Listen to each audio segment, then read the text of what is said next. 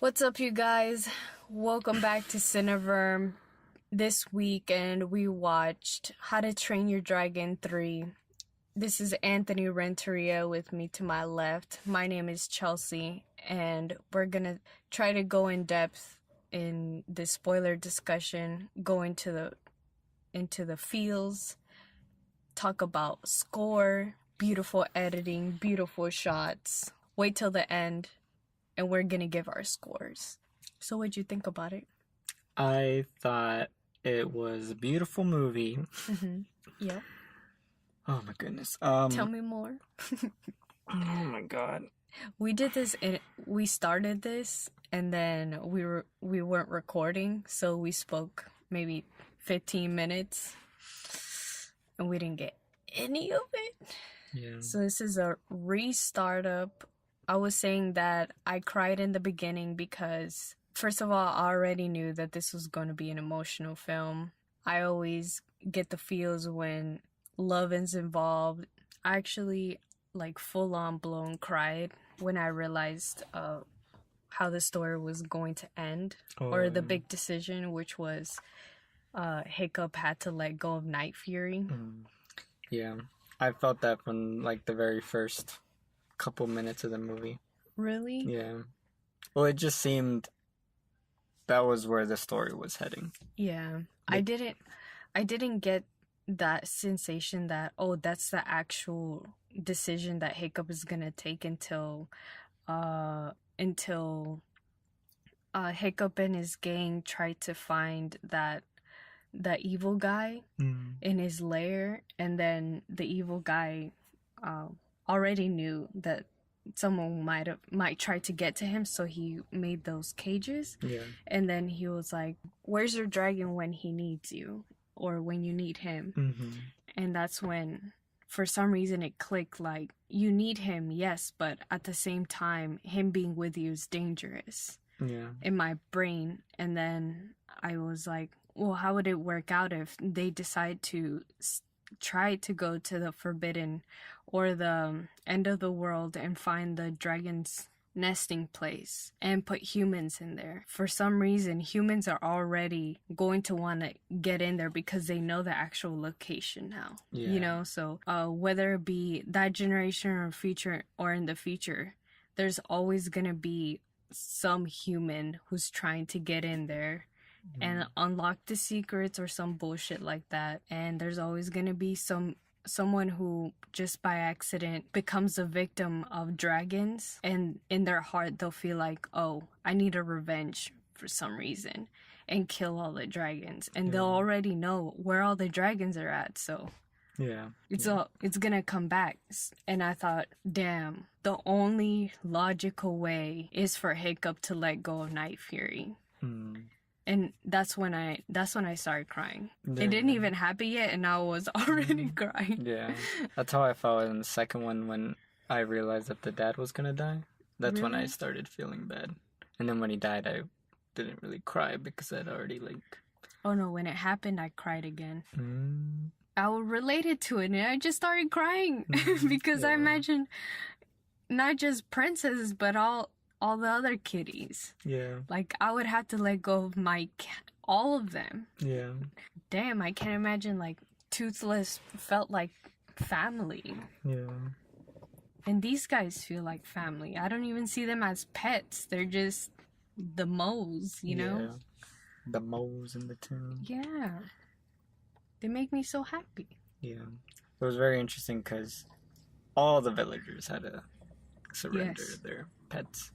All of them. I don't know, I just imagine in that world how it would feel. One day you have dragons everywhere, and then the next they're all gone. How empty you would feel. Or just as a village, how empty they would feel. Yeah. It kind of reminded me of something my mom always said, that the only thing that she likes now, I don't know if this is correct or not, but she says the only thing I like now is just hearing people in the house. Even if you guys are here for a couple seconds and you're arguing like you used to, it makes me happy. So I imagine how much more crazy it would be if they went from super crowded. There's dragons every inch. There's dragons in your food. Yeah. Damn it. Just swimming around, not a care in the world.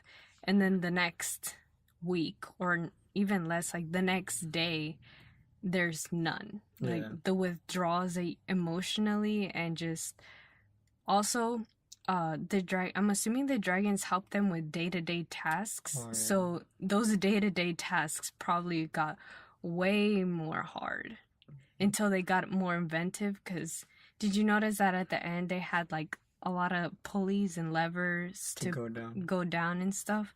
So they eventually got inventive and got over that hump, but just how hard things would have gotten just lifting stuff. Yeah, and not being able to fly. Imagine being able to be like, it's midnight, Sunday night. I need a ride.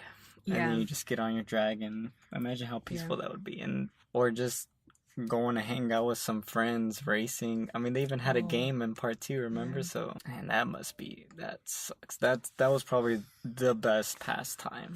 Mm-hmm. Was flying around with your buddies. And everyone had at least some connection with one dragon there. I love how this film, like as soon as we got in the theater and it started playing or whatever, I felt like it was the end. Mm-hmm. And it felt like very emotional, how you were saying you felt emotional. And I just felt like it was the final piece. And I don't even know how it's going to end, but you could feel it from like every frame. They were really wanting to do like a last hurrah, and I felt that vibe in the movie. Yeah.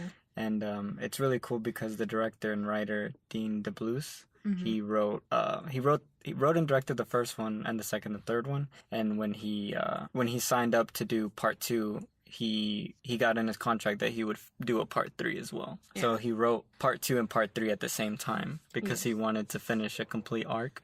Mm-hmm. And it's really fascinating seeing a trilogy or a 3-part movie where it feels all like one long piece narrative. Yes. And it's really amazing because I don't think any other movie has really done that successfully, where it's a 3-part story. Yeah. And each part can feel like its own. Yeah. But now, having seen all 3, now it's all just Hiccup story. It's all How to Train Your Dragon. So it's from beginning to end. There's 3 arcs. Mm-hmm. And I don't know, it's just so beautiful. And I just can imagine, because he spent 10 years making these 3 movies. Mm-hmm. Imagine the amount of what he probably, and it makes a lot of sense, because it's almost, well, you can almost take it metaphorically. He knew from the get-go, I can't make How to Train Your Dragon movies forever, Eventually they're just going to die off. Yep. In quality. Because you can only do a story for so long. And a story is only as good as its ending. Mm-hmm. And I imagine, having worked on part 1 and part 2, probably worked 50, 60 hours a week with all these animators and designers, making the last one and having the last one in the story be them giving up their dragons. It's almost, he was also giving up his dragon, Yeah. And I imagine how emotional it must have been. Him watching his movie, like at the premiere for the first time with everyone. Oh, I'd be crying nonstop. If I had to make a trilogy and I took 10 whole years of my life spending time with these amazing characters and these dragons and making kids laugh, making families cry together. I don't know. I don't know, because I haven't really finished anything substantial, but there is this, I forgot what it's called, but it's like it's a term, like almost how mothers feel empty nest. You were talking about it a little bit before it cut off, but how you were saying your mom just like enjoys hearing noises in the house. It doesn't matter if people are arguing or whatever they're doing, but just knowing that someone's still there because you're used to them being there growing up, and then they leave. So I've heard this happens a lot to artists and creators and writers and directors, where they spend 3, 4, or this guy 10 years making a whole arc, and then from one day from one day you're working 60 hours a week to the next day it's done, like it's over. Yeah. And that it's really pressing in a way because you have to, start something new. Yeah, start something new, but at the same time, nothing will ever be that experience. Yeah. And it's very interesting. Damn. The other thing I brought up and the part that got cut off was along with the 3-arc narrative that he did in part 1, part 2, and part 3, I really love how in this part he showed a lot of the memories that he had as a kid with his dad. Oh, yes. And it made so much sense that we didn't see that in part 1 and we didn't see it in part 2 because in part 1 he's just a kid. Yeah. And the director and writer talked about how part 1 was just about a kid learning to have friendship and to be accepted when he's like an outsider or isolated or whatever. And then part 2 is about him learning about responsibility and loss. And then part 3 is about him growing and finally becoming an adult. And it makes a lot of sense because, no kid is going to remember them as a child, hearing ideas that his father told him. But no teenager, all teenagers are too stubborn to seek advice or get any advice. They're headstrong. And in part 2, that's what he was until his choices had that ultimate consequence that led to his father dying. And then part 3, he's at this state now where everything is on him. Yeah. Whether he wants it or not, his choices now have more weight than they ever did. And he's at that state of his life to where you would remember what your dad told you when you were a kid. Yeah. And it was so impactful and it was so beautiful. When they started doing those scenes, I was like, oh my God, that's such a brilliant idea. And I just imagine any other creator, director, writer, they probably would have sprinkled those in part 1 and part 2. But it's so cool not knowing you're going to see flashbacks. And then you see flashbacks and they're so important. And it's directly showing his thought process and his growth. Yeah. Without you having to really say it. It's like you're explaining his character. Oh, for sure. And it's so awesome seeing that. And it was so touching because he was a little hiccup. Or little hickey. Yeah. Freaking lug nut. Call him in. Gosh. Hey, little hickey, let me give you some advice. Lose the limp. He's like, bro, I literally have a prosthetic leg. How am I gonna lose my limp? And then Lugnut's like, yeah, just move your butt a little bit to the left. It's like, what? Yeah. What is that gonna do, bro? No, I love it because what's the big guy with the beard? His dad's best friend. He has like a hook arm and a hook leg. What's his name? I forgot his name. Alright, doesn't matter. Well, that guy, he was behind them and he's like, I got a stub leg too. And then he was saying like he doesn't limp. And then that guy, Lugnut was like, I have a parasitic sister, okay? And I don't limp. And then all this like, it's like, what the fuck are you talking about, dude? Oh my God. Oh, that was so funny though. Freaking Roughneck.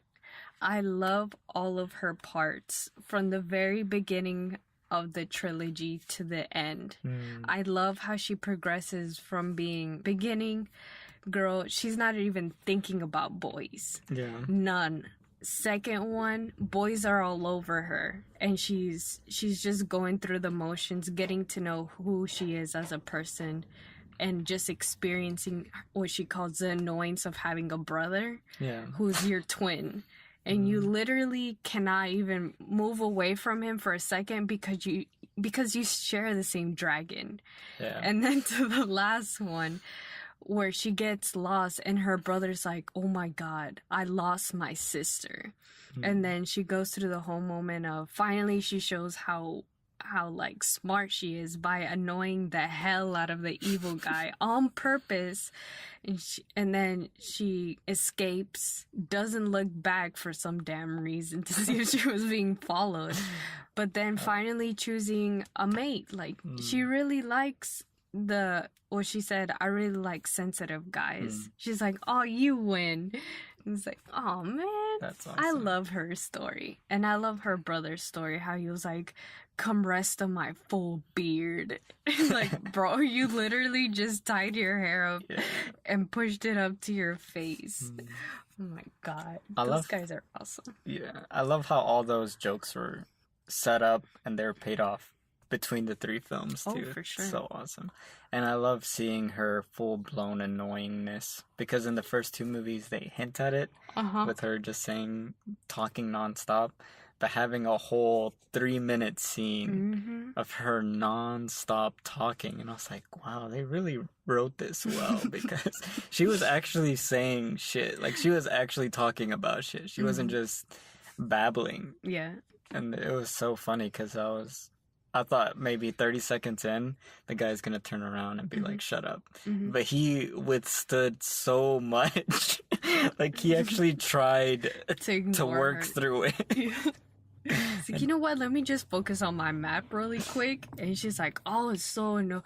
You know what? You know I'm allergic to fish, but I just wanted to let you know that because I'm allergic to fish. Oh my god, that's the only thing that they have over there at the island. It's like, oh my gosh. And you know what? I really like to go on rides and then whatever. And then even that little baby dragon gets like, scared and just backs off into a corner. I was like, girl, you gonna get us killed? Oh my gosh. That's so awesome. She's even talking about her long face. It's like, why the long face? I mean, I have a long face, but yours is super long. It looks like you were stretched at birth. Yeah. And her final line is, stress isn't good for you. And she rides off while the guys, oh my gosh. That was so freaking awesome. I love how she played with her hair, and it was like 2 little, she was like, this is mold on her hair or whatever, but it kind of looks like a dragon face, so. It has little horns. And she held her hair into his face and was like, beep, beep, beep, beep, beep, beep. Oh my gosh. I love that part where you already talked about it, but they're like, where is she? And then her brother's like, I never look at her, or like it was it's like I never look to the right anymore, you know, because I get acid reflux. I get acid reflux when I look at her. And then I love when she comes back, she's like, did you bother looking behind you? And then she's like, I never look behind. I never look back. Yeah.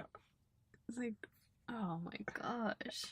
And I love how everyone doesn't even say, oh my god. They just immediately take that as the answer because they don't want to lead her into another conversation.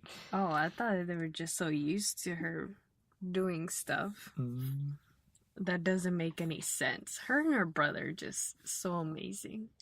I love how in the previews they showed what is his name? He's the one that with the mustache. He for some reason grew a mustache. The bigger guy? Yeah. I like how he always had the baby dragon on his little pouch. Yeah. And he was fighting with the dragons. And then he would roll, and then the baby dragon would come out, and then the other dragon that really liked that baby dragon would protect him and be like, yeah. And then it would go back into its pouch and then act like a little puppy. Oh my gosh. I love that. You know what's really funny? What? There's the 3 dudes, right? Mm-hmm. One dude has long hair and is faking it as a beard. The other dude has the lamest little mustache, like little hairs. Hair stubble? Yeah, the Jonah Hill character. And then this guy that we're talking about with the baby dragon, he has like a full-blown mustache. Like he even braids it. Yeah. It's so funny because, I don't know, it's just funny that he actually has only facial hair. Oh, yeah. And he's the most sensitive or whatever. Yeah. Even Hiccup barely has any facial hair. Yeah. Until the very end. For some reason, he gets a full beard at the end when he's older. Yeah, well, I imagine in this movie he should be around 18, 19. Whoa. Yeah. I thought he was like 23. I don't think so. I thought he was like 18, 19. Cause his kids look like they were at least 6. No, yeah, at the very end he's probably like, yeah, in his 30s. I'm saying before, where he had stubble, he was like 18, 19. Oh, yeah. Because it's like me. I'm like just now getting facial hair, and it's not even that lit. Do you remember when we first started going out and you didn't have any facial Yeah. hair. It was until after we got married that you started getting facial hair. Yeah. And that was when what? You were, how old were you? 21? 21. Yeah. Yeah. I just remember from 19, 20, 21, and it wasn't until maybe after we've been together, well, married for 1 year, that I was like, whoa, you have a mustache? Yeah. And then recently your mustache been getting thick.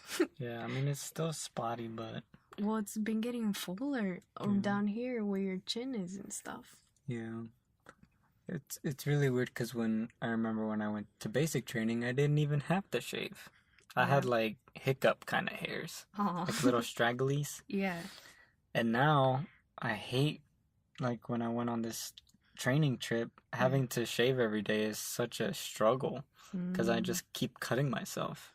Well, maybe you need a better razor. Yeah, but razors are expensive. Yeah, but you don't want to cut your skin. True. Well, anyways, back to the movie. Oh, yeah. What did you think about, since we're talking about some of the side characters, what do you think about Jonah Hill's character? His whole... He was pretty cool. I think they all show different parts of Hiccup.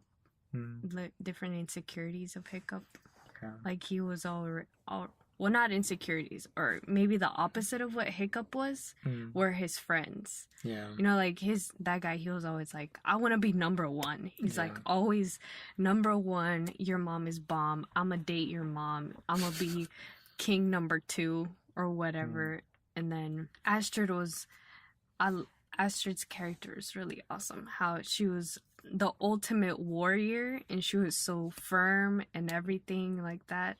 And she was a great compliment for Hiccup. Oh, yeah. Just from the beginning, how they interacted with each other, you could tell that maybe they weren't gonna have like get married or anything, but I'm glad they did at the end because they really fit each other. Oh, yeah. And the other side. Oh, we never. You want to talk about the villain? Oh, yeah. Because the villains from the beginning, the villain was kind of his dad. And then his dad turned the new leaf and then accepted Hiccup, you know? Yeah. And then the second villain was that crazy guy who had been a victim of dragons. And he eventually got overthrown or whatever you want to call it, defeated. And then this guy, he was a dragon hunter. So it's like the 3 levels of, I don't know, like overcoming 3 different people. Yeah. I don't know. But I really like this guy because he was very smart and he was very more tactical than the other guy. Oh, yes. It was really interesting seeing a hunter work. For hunter trying to hunt another hunter. Does that make any sense? Like, I just really liked how he went about tracking them, or how he even controlled his dragons in the first place. When it revealed that he was putting the venom of his dragons into them again to sedate them, I was like, whoa, this Mo is crazy. Yeah. How did he get to that point to where he knew, oh yeah, this is how I'm gonna control them? Like, I really don't even care about their lives. So if I sedate them too much and they die, then that's Gucci, you know, I'll get another one. But anyways, it's like watching a wolf hunt a lion. Yeah. I really like that element of the film because they kept outsmarting each other, and it did feel more cat and mouse. Yeah. So every time Hiccup would get trapped, the other guy would get trapped, and then Hiccup would get trapped, and the other guy got trapped. And it was really cool how neither one of them did anything really dumb, you know? Oh, yeah. Well, I want to add to my point is, in the beginning, everyone was saying that the evil guy trapped his prey through emotions. And that it was the ultimate detachment from the whole cat and mouse game with Hiccup, was that he let go of his emotions and actually thought rationally at the end. Yeah. In a way that he just let go. He just let go of Night Fury and stuff. He could have been emotional and still try to push through, and then he would probably got everyone killed. Yeah. But yeah. I really liked whoever voiced the evil guy too. I didn't like his mouth. Yeah, his character design I didn't like, but I did like the voice actor. Oh, It sounded like sounds like some Bond villain. really? Yeah, it sounds like Smooth. well, there's an actor called Javier Bardem. I don't know if that's him, but it has that. He sounds kind of foreign, like a little bit of Spanish accent, and the way he talks is the guy from No Country for Old Men. I That haven't guy. seen it. Oh yeah, I was getting it confused with their roles. Anyways, I don't know. He seems like that character. It made him sound like he was from a distant land. Yeah, damn, I forgot. I was gonna say the dragons he had were so vicious. They were like half scorpion, half snake, half bat-like. I don't know. It was a really cool mixture, and they looked unlike any other dragon. Yeah. Especially their big teeth, and the stinger was so like, oh my god! I just imagine doing the action scenes with those. I felt like, damn, who's gonna die? Because it just felt like someone was always gonna die with that. Well, they giant also stinger. spit out yellow gook stuff. Yeah, it was like acid. Yeah. They were so insanely powerful. Yeah. I thought someone else was gonna die in this movie. Really? Yeah. I was like... Hiccup's old self died, if that counts. Well, I thought one of his friends was gonna die. I thought Rough Nut was gonna die. The girl? Yeah. I thought it was gonna be the number one guy. Really? Yeah, and then he was gonna die, and then he was gonna be like, remember me. Oh. I don't know. That's what is so interesting about these films, is that I forget that they're rated PG. Oh. And this filmmaker, or these filmmakers, it's so amazing how far they push PG. I mean, and not in a gross way. It's not like it's overly violent, but just in an emotional way. Yeah. For a PG film, I mean, this really goes to very dark places. Well, not very dark, but it's realistic, and it's very grounded in consequences and responsibility and stuff. Even how they manage chaos of war, they don't show like stabbing or anything. It's just kind of Tom and Jerry style, where someone gets hit in the foot and they're like, oh, and then someone hits their helmet down and blinds them, and then they let them go. It's not death. Yeah. They never show anyone dying, but they do show a lot of... That's what I'm saying. Like, it never feels censored. Like, that beginning fight scene was so amazing because I don't know if you noticed, but it was all like one shot where the movie starts and they all look boss with their dragon stuff, and then everyone is just fucking up at every turn. One dude slips and one dude's underwear catches on fire, and I love how the camera's going from each of them just messing up, and then all these bad guys come, and then it's just like hitting over the head like you're saying, and it's all so fluid, but it never feels like, oh yeah, this is a kid movie. That's so awesome. And then that's why, like, well, for me, I have trouble writing kid stories because I end up going too dark. And I would just love to be in this, to be able to write in this position where you're writing a PG story, but you're not really restraining yourself. You're just making it fit in that world. I have a question in regards to this. So I noticed that even though they had even though the way they defeated people was kind of Tom and Jerry style, but every other situation, like even in the back where you would see people fighting, they would have weapons. Like they would show them hitting with the weapons and stuff like that. So maybe that's how they managed to tone it down in those points. Like they toned it down to fit the PG style, but they didn't remove any of the weapons. They didn't remove any of the chances of, if this hits you, you're gonna die. It's just people happen to get out of the way just in the nick of time to where they don't die, you know? Yeah. Maybe that's how it happened, you know? How they managed to get that feeling in a PG movie. Oh, yeah. That's why I'm saying it's so amazing how you just have to shift the perspective a little bit, and you're not censoring it, you're just looking away a little bit. And that's really cool, like, because even the big finale, everything's exploding and dragons are like and it feels like, damn, this feels like so intense.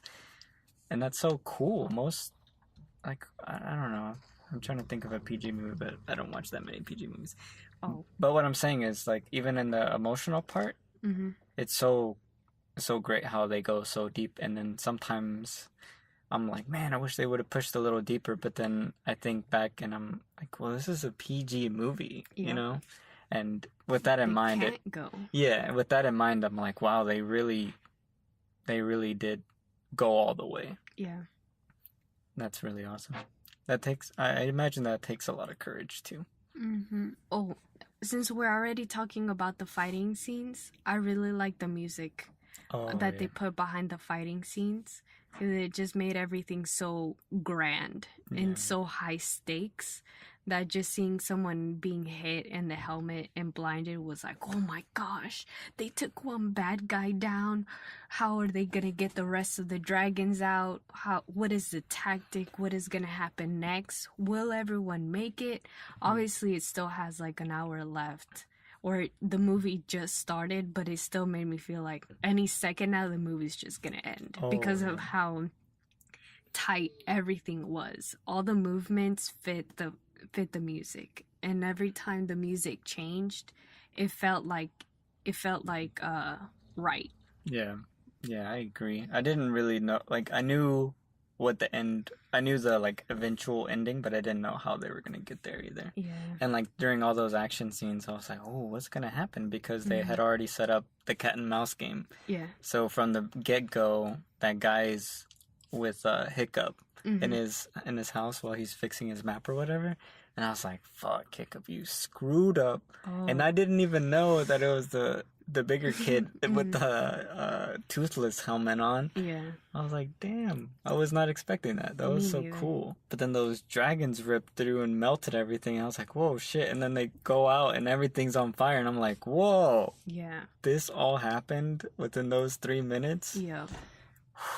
You also see the actual villain get the information. So you saw him get the information of Toothless having a broken wing. You also saw him get the information of who are the people closest to him, to Hiccup. You also saw him just get information about their village just from being in their house, you know? How am I gonna sneak into here? Who is most vulnerable? At least that's what I got from those little snippets that for some reason seem to carry on a little bit longer than any of the other cuts. It's like, oh, he's gathering this quick information. So let's move on. I really liked how this film, well, like the villain, it feels way different from the second one villain. And I love how the second one was this big bombastic thing. You know, there's a big death, there's a huge fight scene in that one, like 2 huge fight scenes. And it's so, like, that was the big finale, or like the big showcase. And then this movie is way stripped down. And I love how I imagine it could be really scary going from a big bombastic part 2 where there's a big war scene, and then in part 3 there is no war scene. Well, not for real, and it's more of a way more personal villain kind of thing. And that's so interesting, because it makes a lot of sense, because you're trying to wind things down, so you introduce a villain that's going to really challenge your character, not in a physical way but in a emotional way. His core. And that's very interesting. It reminds me of kind of like how in The Dark Knight, the Joker, he's attacking your psychology more than he's attacking your physicality. And that is a way it is a way harder limit to define. What is your psychological limit than your physical limit? Because obviously your body can only go as far as your body can go. But how far are you willing to break every single shred of your thoughts and your humanity and your morals just to get to whatever you thought was the beginning? Oh my gosh, I really love this movie. And then on top of that, the look of the movie, how all of the graphics look so beautiful. Freaking all the funny moments intertwined with all the serious moments were so perfect because of how it looked. if this looked like Ferdinand, Oh. Oof. nothing wouldn't compare. Probably Or would have been Smurfs. flat. Or Smurfs. No. But this is literally Avatar level graphics. Yeah. And I think it's amazing. So there's a lot of beautiful shots, like so many beautiful shots. Like when they get into the actual not dinosaur, damn it, The actual hidden world of the dragons.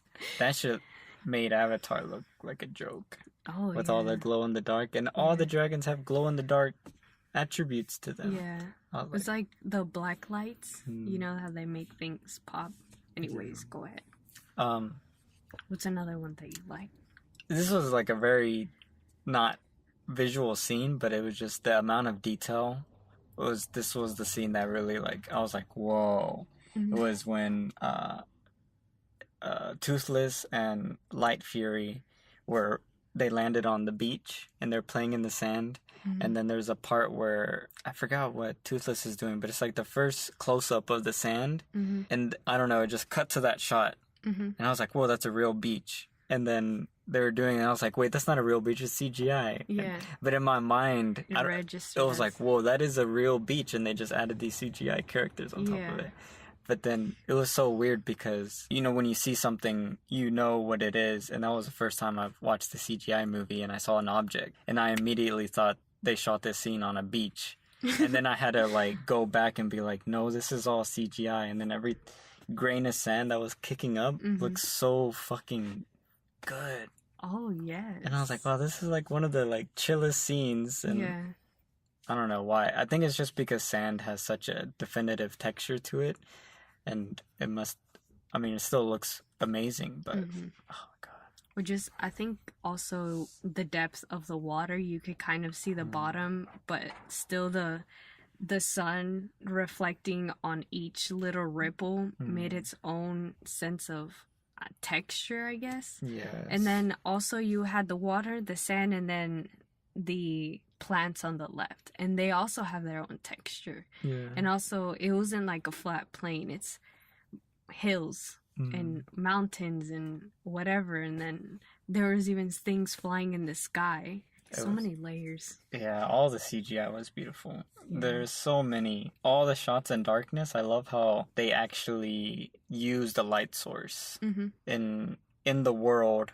They didn't just make things brighter. I feel like a lot of CGI movies, they kind of just make everything bright and you don't think about it because that's just how it is. But in this movie, I think they really paid attention. Well, in all three of them, they really pay attention to where is this light coming from? Oh, yeah. And like, why is there light here? And they purposely put fires, and each fire or light source creates a certain output. And I love how in this one they use. I think in the second one they did it too. But Hiccup uses his flame sword more as a light source than anything else. And he's always like lighting it to look forward. Yes. And it's like, well, of course, how is he going to see? Yeah. In this pre-electric world. Oh, yeah. And then there's moments where he's sneaking up on on someone, but at the same time he can't see. And it's like, well, you gotta see. But pull up my torch. Yeah. And I love... Oh! Well, go ahead. No, you go. Well, I was gonna say that how you were talking about how they made light sources to shine the whole shot and make it to where you could see their faces was when they were going into the tunnel, into the hidden land of dragons, and underwater there were lights. Yeah. And it was so blue and so crisp that you could see the bottom of the dragon very well and his eyes, and then you could see Hiccup, and then was it Astrid? Yeah. Hiccup and Astrid were so well lit. Yeah. And then whenever they were actually inside of the layer or whatever, the light reflecting off of the dragon's skin was casted onto them. So you could see on their clothes like the different colors from the dragon's scales. That's awesome. Yeah. I love how detailed all their scales and stuff are too. Like the skin patterns and texture. Yes. I especially love how all the kids have their dragon armor. Oh, they look so freaking legit. Did their dragon armor change colors too? I don't know. I don't think so. Oh. Because it was shed skin. That was so scary when they were found out after the whole Night Fury and Light Fury ceremony of them being together. And for some reason they were found out, and there's a dragon that kind of looked like a rhino. Oh, and it flew to them, and it was like, oh, trying to get... I don't know why gunshots for some reason, but everything was breaking, and they ended up being saved by Toothless. But that was so intense. Yeah. Just having that closeness of you relating dragons to something that cared for humans, and then you get to a place where they don't have that personal connection with them, and you see their primal instincts to the max. They would for sure rip your face off. Yeah. Toothless as the alpha couldn't even chill them out enough. Yeah, because there were so many of them, and they were all so loud they couldn't hear him be like, stop, or whatever they were saying. He was saying. And probably they all really hate the sense of humans since they all live down there. Yeah, kind of makes me think of at the very end when Toothless was with his family, and Toothless was like a different person. Oh yeah, because he'd been king for so long, and it was so primal, I guess. Oh yes. And his iris was very thin. Yeah. And you could immediately tell the difference between how he was acting that moment to when his eyes changed to how they were, and then it was like he was a little teenager, like young again. When he was hanging out with Hiccup. So I was thinking that's how all the other dragons were. Like their first instinct isn't just to kill. It's just to see, is this a threat, Oh, and yes. if they register you as a threat, they're gonna take you out. Yeah. Well, I think a lot of those dragons know how evil humans can be too. Yeah. Because most dragons had more negative encounters, versus positive. If anything, Burke was the only positive dragon place, it seems like. I like how they went about showing crowdedness at Burke. Oh, in the beginning? Yeah. Oh, that was so cool. It's hundreds of dragons. Baby dragons, big dragons, different colored dragons. And Burke looks so big. There's a lot more buildings of Burke, and they're so colorful, and they look more dragon-y, like the way they shape it's curved. But from the beginning, they show like the difference of from one year to the next, how packed they were getting. And just how the camera flew through the whole neighborhood or the whole place. It was like, yeah, there's literally I saw so many tails.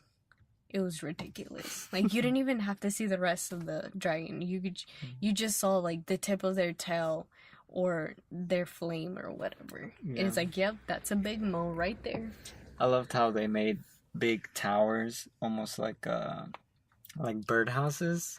Oh, and they were so stacked, and you just saw the circles where the dragons would enter. Mm-hmm.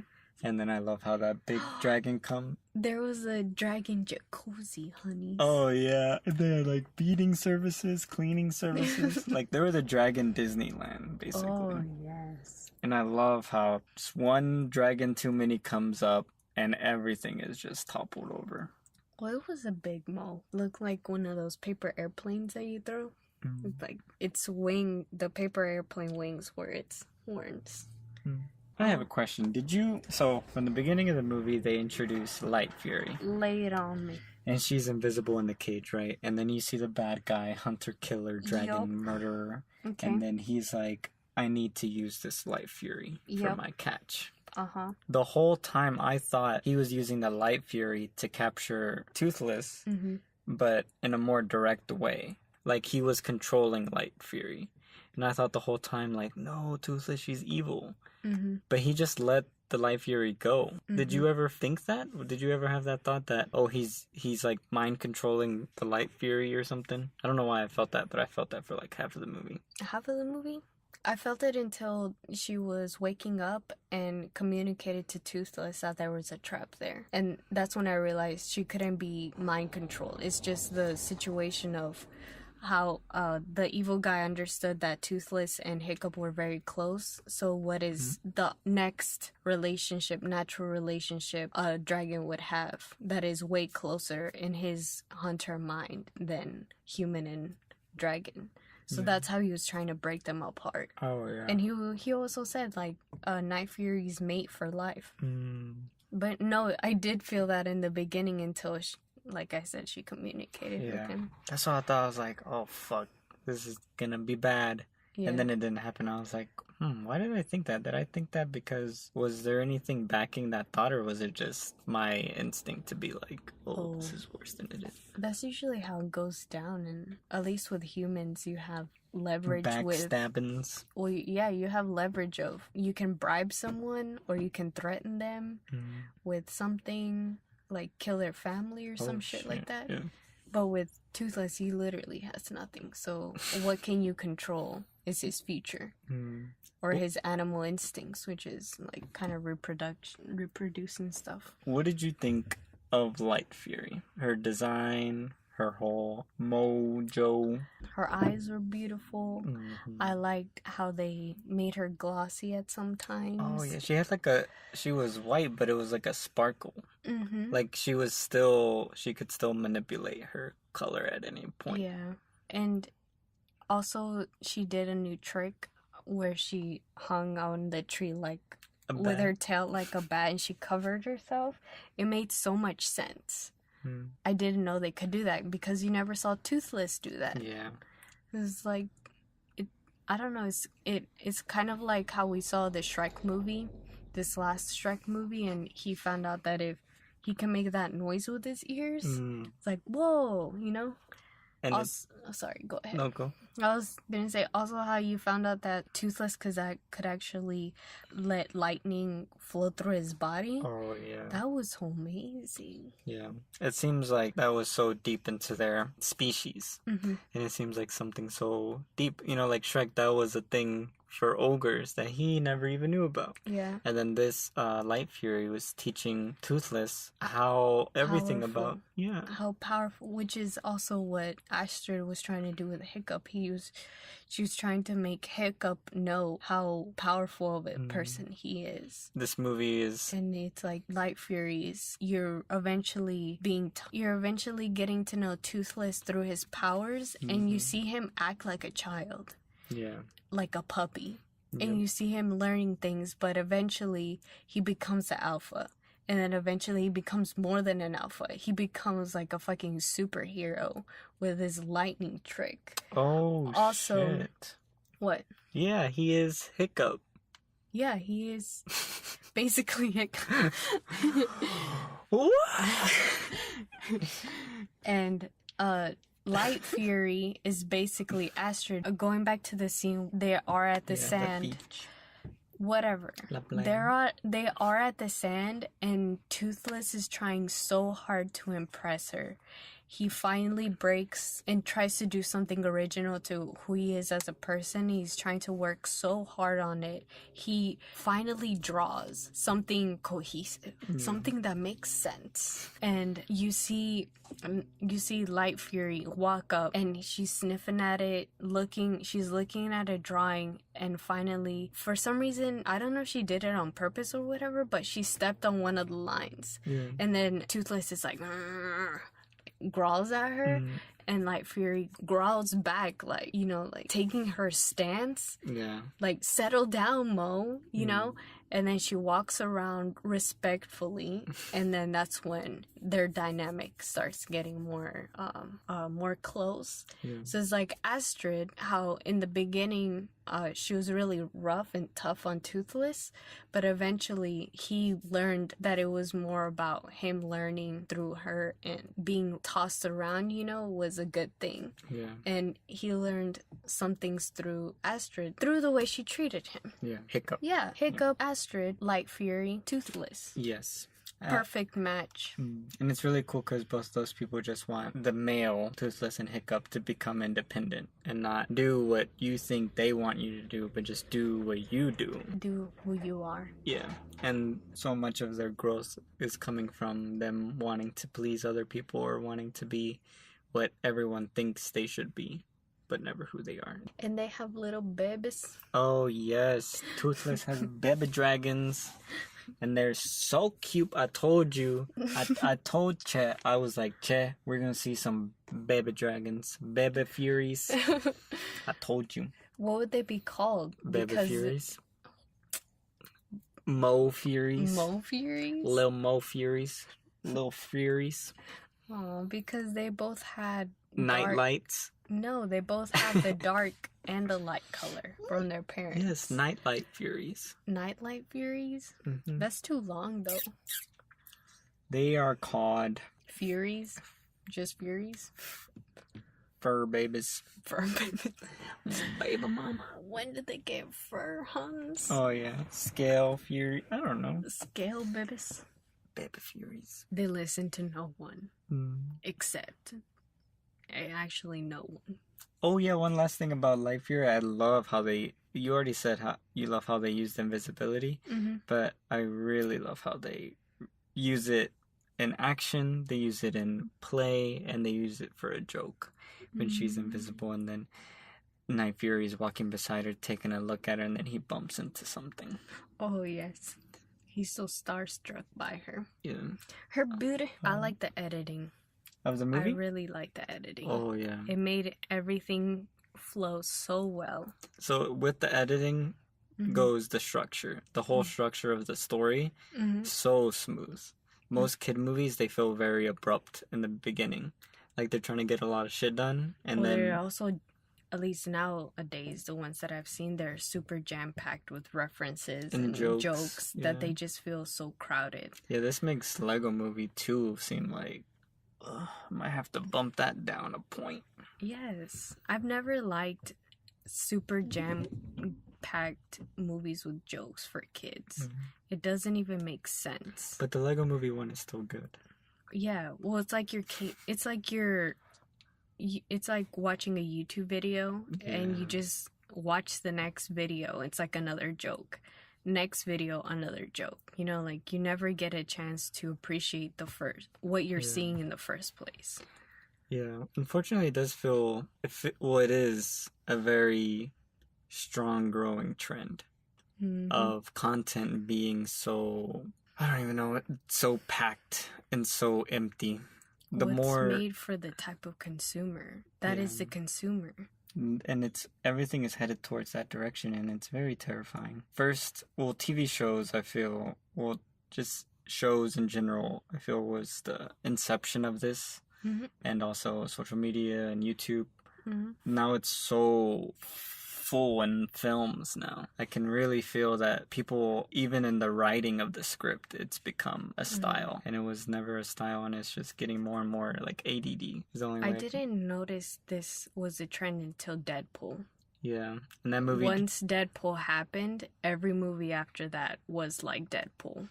Yeah. All the jokes were like bam, bam, bam, bam. Honestly, I think the first time I noticed it was in the Marvel movies. But they did it in a positive way, though. Yeah. Because they're trying to keep the mood light. And it's not a joke every minute. It's a joke defining a character trait or something. And I see how everyone latched onto that idea. And everyone else sucks at it.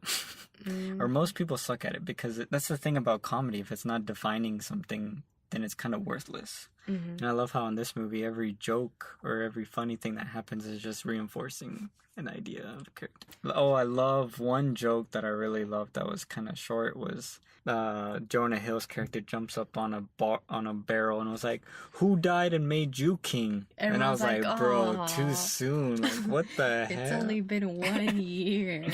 Give it a decade. Literally, his dad died. You son of a gweed. The scene before that, you see him mourning for his dad. Yeah. Like, Oh, but about the editing, they used a lot of transitions in this film. There was the one beautiful fade from when Hiccup is crying and all the dragons are leaving, and you see a big cluster of dragons, and you see one little dragon, which is Night Fury, and that's all like center frame, and then you have Hiccup on the bottom left frame, and then you have Night Fury like in between, and his face fades into the next scene, and I was like, wow. That reminds me of a music video. What music video? Oh, my music video? We'll be posting that music video soon, in 1 month actually. But I love good transitions like that where it's an emotional transition. I felt Hiccup leaving with the dragons. You know, like a piece of him was now leaving. Yeah. And that's such a cool, any relationship where you spend a good amount of time. Oh, every single second was spent. They slept together. Yeah. Freaking Toothless got up and you just see Hiccup like fall off the bed. Oh yeah. For some reason Toothless sleeps on his bed upside down with his left leg twitching. Yep. And then Hiccup's just on his side trying to stay on the bed. Why don't they just make a bigger bed? Why doesn't he just sleep on top of Toothless? Oh yeah. That's what I would do. I'd be why don't they make bunk beds? Yep. You know, like Toothless can be on the bottom one. True. I don't know. It's just a connection. It's like having a teddy bear that moves. Oh, yeah. It'd be like having one of those big Great Dane dogs or whatever. Oh, and they love being in your bed, but they don't fit. Those are some beautiful dogs. Yeah. I really love all the scenes where the dragons were using their nose. It reminded me of Linda and the kitties. Oh. Like their nose would twitch and there's like... And you could tell they were sniffing. You see a little nostrils moving up and down. Yeah. It's so cool how every animal but us uses their nostrils to do a lot of work. I think for us it's more we use our hands. Because just think of maybe a chimpanzee. You normally don't see them with their face stuck to something because they have thumbs and their hands grip things. Yeah. I guess not all animals use their noses, like I'm saying, but all the cute ones do. All the cute ones. Their little nose will be twitching. It's like Toothless was a cat. Oh, Because his eyes are so big, their irises are even shaped like cat's eyes. So it's like a cat. And then the shape of his head looked like Princess's head. And just how he kind of moved, like his spine. Because I also told you that cats have muscles on their spines. So it's like he had muscles on his spines and he could curve it however he wanted to, like a cat. Oh, yeah. Yeah. Except he has wings. Yeah. Oh, and his spine thing glows. Yeah. Did you notice that? They put that in the first fight scene. Yeah. You just saw Toothless and his little... Yeah. They're blue. Every time he gets something new, he gets so excited. In the second one, he got his new little spines. And in this one, he finally gets control of his wing. And then he pulls up his wing in front of his face to show Hiccup. And it's just like flapping open and closed like 5 times. 3 more times than necessary to understand, yes, I get it. Flap works. Yeah. And he's so happy. He's like, Yeah. I love how he chewed on his toy. It actually looked like it was satisfying because it had that little curve, and then he would put that curve to his gums right under his gum. Did Light Fury retract her teeth like Toothless? I don't remember. She never really showed any teeth. Well, is there anything else we didn't cover? What did you think about the mom this time around? I was like, 2 things are gonna happen. Either she's gonna die, but that's that's obvious, so they probably won't do it. And second one was that she won't die, which she didn't. So, what do you think about that? She was kind of in the background a lot. Yeah, I was surprised that she was so far in the back, but it made sense because it was the natural step for a mom to just pull back when she knows that he's gonna figure it out. Well, that she wants him to have a different support aside from a mom. You know, like she wants him to get Astrid. Yeah. Well, she wanted Astrid to be more involved with Hiccup's growth. Yeah. So that makes a lot of sense because she wasn't there for Hiccup in the youth, so there isn't that emotional bank account. Oh yeah. But I thought they were gonna have a full-blown kissy scene, but there was only the kissy scene when they got married. This is a PG. I know, movie but mode. I thought they were gonna go double lip smack. Ugh. I don't know about that. Also, what did you think about the romance between Toothless and Light Fury? Was it too romantic too cheesy? Did it go PG-13? I don't know. What do you think? They obviously made love. They did. There was a sex scene. It was probably... Yep. But I liked how I liked how they accept the fact that they are birds and they mate like birds through dance. Also, and how they showed Toothless and Light Fury rubbing on each other. Oh, yeah. And just cuddling in general. And they kissed, but it was more of how Linda licks us in affection. Toothless licked Light Fury, and it was kind of like a kiss, you know. I really like those parts, especially how they wrapped it around into at the end where they were dancing in front of the whole all the other dragons, and they were doing their simple dance, but it meant so much because it was like they were getting married at that point. Oh yeah, that was their ceremony. Yeah, it was like full blown marriage at that point. Yeah, I think that's really hard to do because from the trailers I was like, oh, is this gonna be too cheesy? Is this gonna be too romantic? But it's really cool how it felt still honest, and it wasn't just let's get two cute animals and they're all loving each other, or they're ignoring each other or whatever.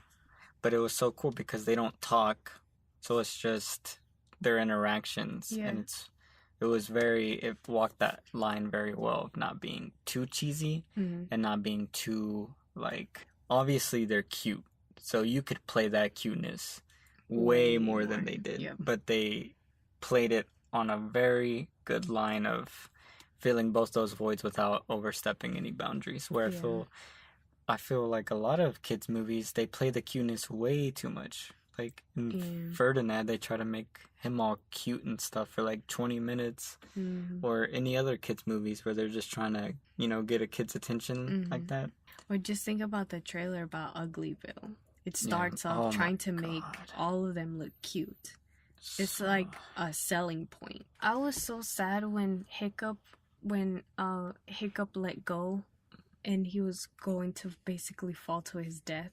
He had such little hope that Light Fury would come back for him because he didn't have any emotional bank account with her, that he just literally said, I'm giving my life away for Toothless. And he just let himself go.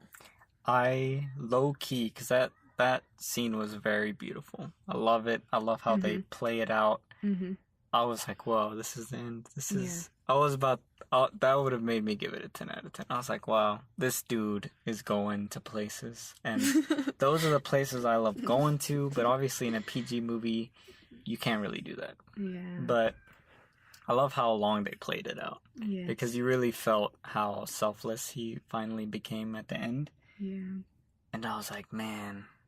And I love how much logic this guy puts in these movies. Like, it's an animated movie, but he's tackling it as you would a real life movie. And that's where animation becomes way better than real life, because you can do things you can't do in real life, but restricting yourself to real life rules is where it truly becomes so grounded, and it just feels way more connected. I love how the villain goes through the process of ripping his wings off. Yes. And it's like those little things that you could have not had that and it would have been okay, because no kid would have realized it. Yep. And I probably wouldn't even realize it, but showing the amount of detail that each character does or whatever, it's just, that was beautiful. And I love how doing that, I'm like, oh man, you can't fly away. And it's just like another exclamation mark to what could happen. Yeah. And that really taught me something where I'm writing. If there is other opportunities to escape or to survive, have someone actually in those opportunities in the scene. So, I don't know. I don't want to give an example because then it's going to take me a minute. But that example, which happened in this movie, was a brilliant one.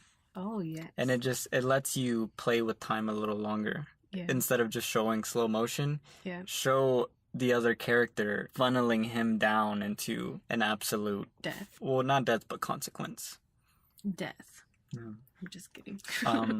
Yeah, I thought he was gonna die, and I would have actually cried. If he died? If he would have died, I would have just been. That would have been. You remember in Hereditary? There was that oh my god moment. Yeah. That would have been this oh my god moment. I would have been like, whoa. Maybe I would have just. Maybe if this was a PG-13. higher rating, if he would have died. I think they could have pulled it off. It would have been too much though. Yeah. For having an ending like that. I wouldn't have killed him though. Like I would have let him fall. He was already crippled, Mo. Yeah. What else do you want? Vegetable? I don't know. There must be a way where he would have fell. The movie ends and then if you wouldn't, and he comes back. Well, if he didn't die, then that means the other villain didn't die. Yeah, true. I don't know. That is such a terrible fall. Imagine how many stories high that was, and the way they used the slow motion or whatever, and the whole action made it seem like it was way bigger than reality, like way higher.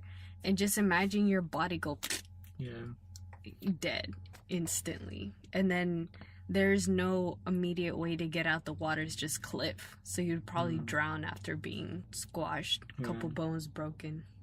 See, this is exactly why I can't write kid stories though, because if I would have got to that part, there would have been no other option. Like he would have had to die, and I can imagine how amazing it would have been having him die and then having Astrid take the mantle alone. I like it because it's very true to how a lot of things in life happen just by chance. You're 1 second away or 1 foot away from huge consequences that would have probably lasted the rest of your life, but it doesn't happen. Yeah. Or by chance, remember how we were sleeping one day and you were working 2 jobs and you came home and you were like, man, I have to go to work in like 5 hours. Let me just take a nap. I'll wake up and go to work, right? Yeah. And then we took a nap and we overslept like hell because we were so tired. And for some reason, you managed to get there late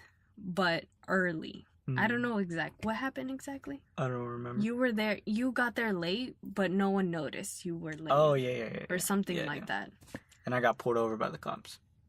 Oh yeah, you got pulled over. No, it was the time where we were sleeping. Oh well, there was one time the same thing happened, and then I left late, and then I got pulled over because one of the headlights were out. And then what happened? And then I got to work fine, and no one noticed. Oh, but I was like an hour late. But yeah, you see, like those chances, like. What would have happened if someone would have questioned you? Well, not even questioned you, but was having a shitty day and they took it out on you, you know? Oh, yeah. You had that moment. You were almost going to go through some bullshit at the job because you were late. Yeah, it is. Do you think, because like I love stories where you kill the main character. Is there a kids movie where the main character dies? Like yeah. now Main character? Yeah, I'm talking.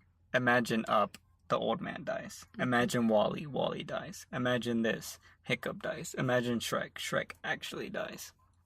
There isn't one. Is this like a taboo rule? I mean, there's the story of Hansel and Gretel. That's not a kids movie though. I'm talking modern age. You know, Cinderella doesn't die. You know. Well, nowadays, no, but back in the day, they did kill. Yes. Like Red Riding Hood, yes. She died. Hansel and Gretel, she died. Yeah. Like all the Brothers Grimm stories basically had death. Yeah. I would like to make a kids movie where the consequences are very heavy. Like main character death? Yeah. I mean, death in general is pretty heavy to witness as a kid. No. I mean, I'm not gonna exploit it. Unless you have the main character be like a fucking plant or something. No. I don't know. Did Bumblebee die? No. Oh. But there is something, because me growing up, I didn't watch any kids movies. I watched all the kids movies. Maybe that's why I'm like super scared of dying.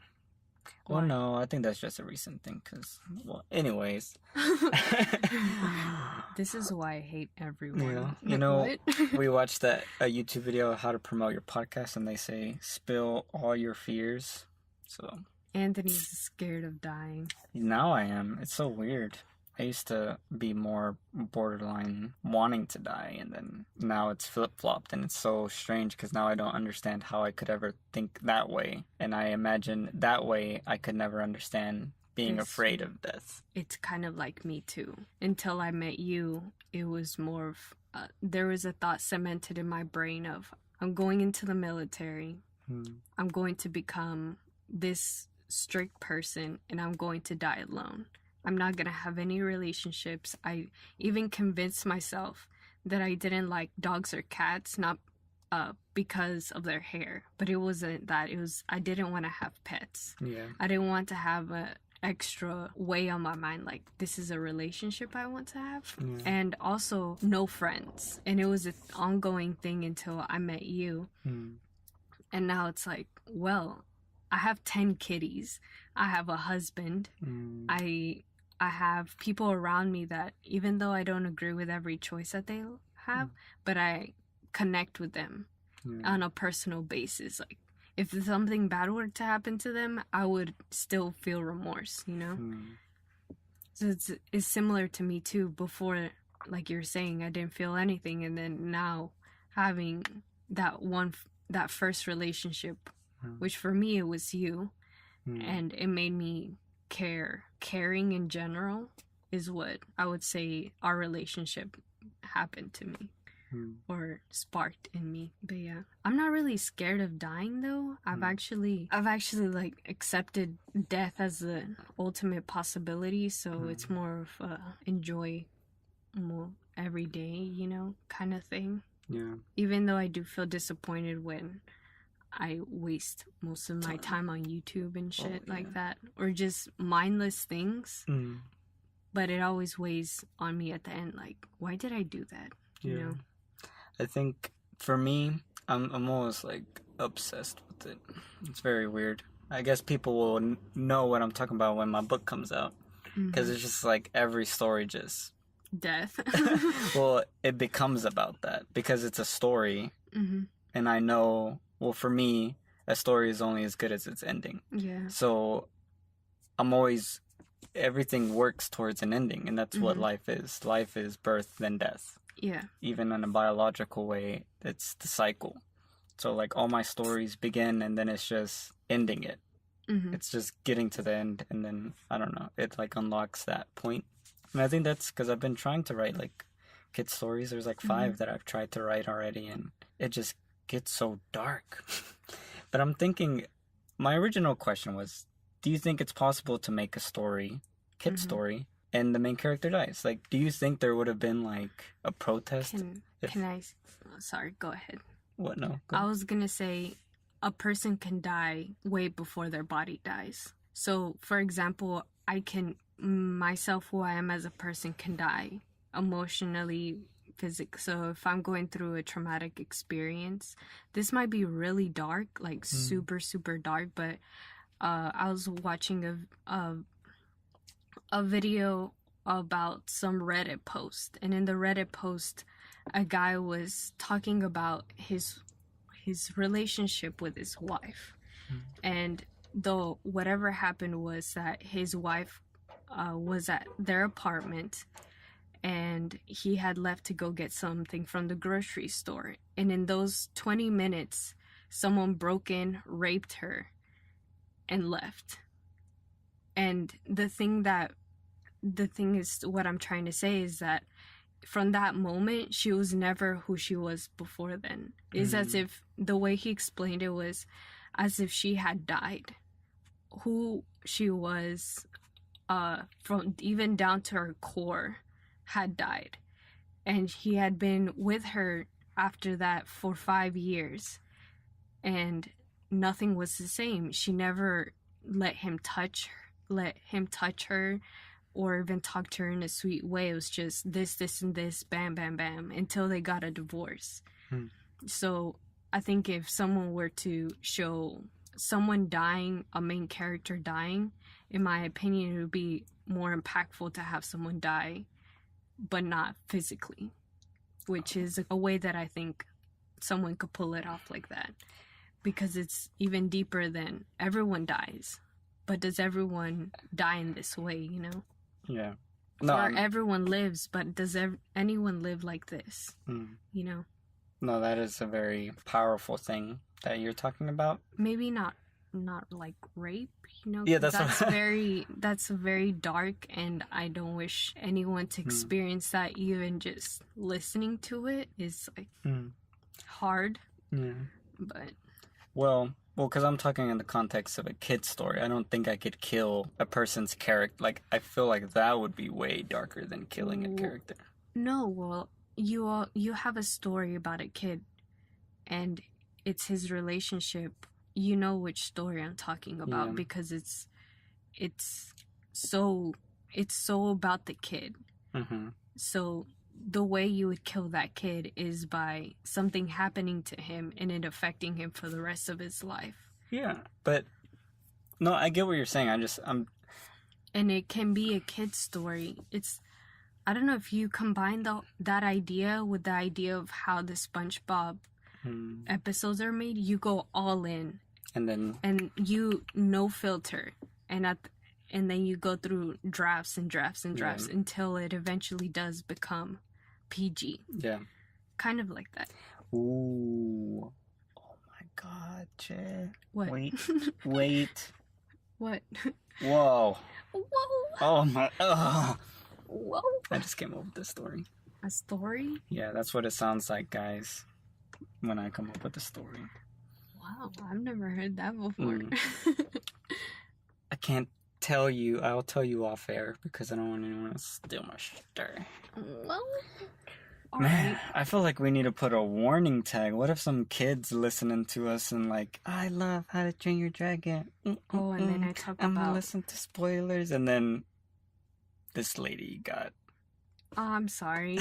I'm so sorry. It's fine. No, it's an interesting feel discussion. Terrible. No, we'll record a little clip. I'll be like, hey... Trigger? Like, hey, trigger warning, we start talking about death. And yeah, you might want to stop listening if you're sensitive, but you know. Dang. No, that's fine. I love these conversations. I like them too, but I forgot that we were recording and just started saying stuff. Damn it. Do you think you could kill a main character in a kid's movie? In a kid's movie, yes. So a specific one. If they would have killed Hiccup, do you think there would have been some big protests, or like do you think that would have been okay with viewers? What do you mean kids movie? I'm saying like PG movie. I'm saying this movie specifically. If Hiccup died, would you think it would have been received well, or it would have received well? Yeah. By who? Anyone? Do you think any viewers would have? Concerned parents? I'm saying any audience I'm just kidding. members. I'm making fun of people. I'm not trying to. Oh.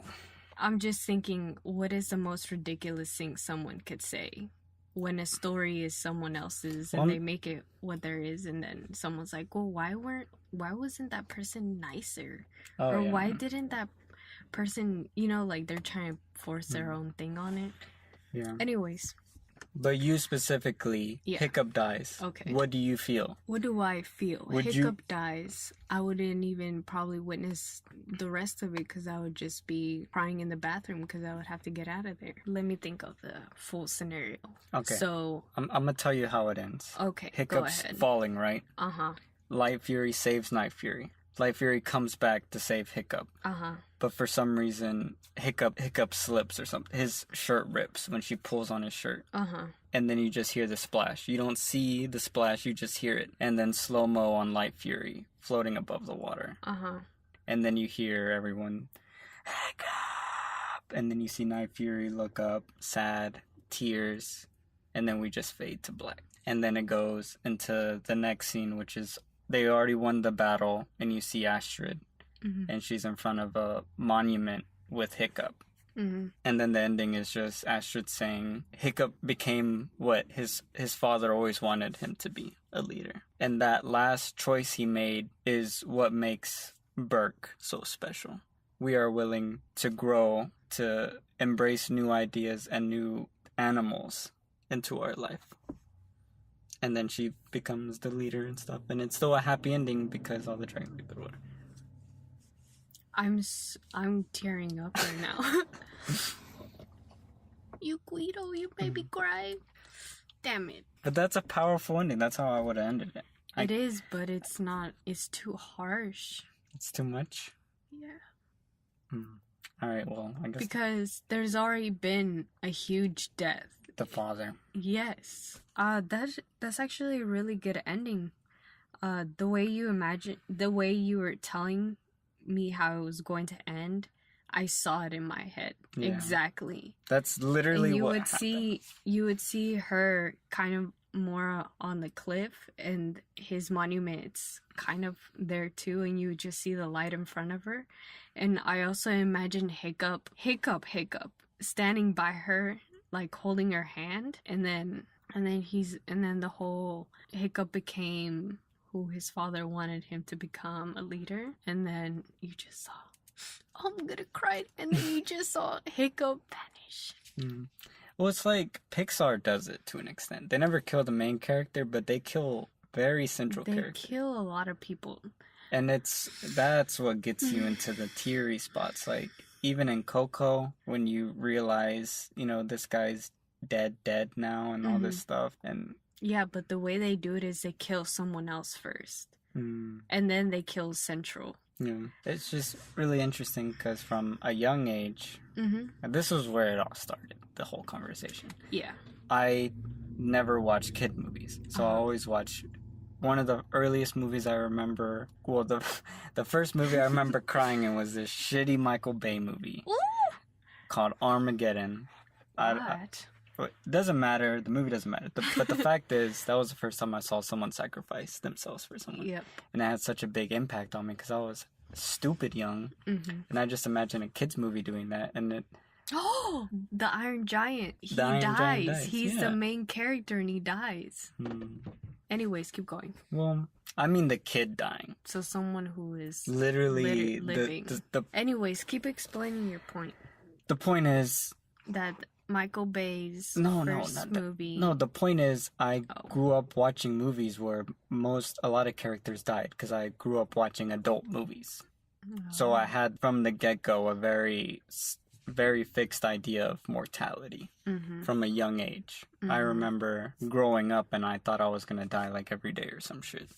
And maybe it's not a positive thing now that I'm thinking back on it. No, that's not a positive thing at all. I don't know. Well, I don't think it's either positive or negative. It's just, it makes sense how you watching more adult movies shape how you see death right now.